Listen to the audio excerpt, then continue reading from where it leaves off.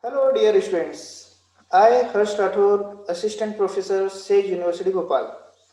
Today, I am going to discuss with you on course Environment Studies and Disaster Management on topic food web and ecological pyramid.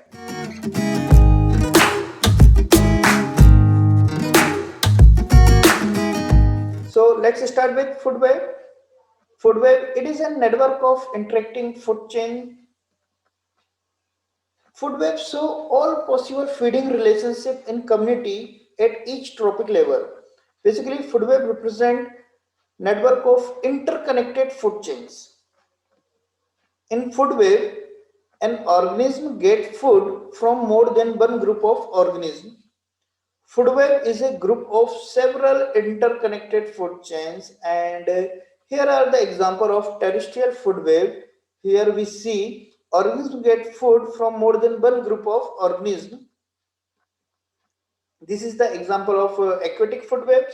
Here is also we see organisms get food from more than one group of organisms.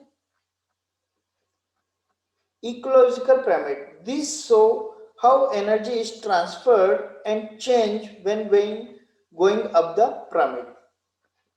Pyramid of energy. So the amount of energy. Pyramid of biomass. So the biomass of all organism. Pyramid of number. So the number of individual feeding at each trophic level. This is pyramid of energy. Here we are seeing that as we are going up, the energy is decreasing. In producer level, energy is 1000 kilocalorie. In primary consumers, 100 kilocalorie. Secondary consumers, 10 kilocalorie. Ultimately, tertiary consumers got 1 kilocalorie. Pyramids of biomass, energy is decreasing as we are moving upward. Primary producers to tertiary consumers. And this is about the pyramid numbers of individual feedings is decreasing as we are moving upward toward the pyramids.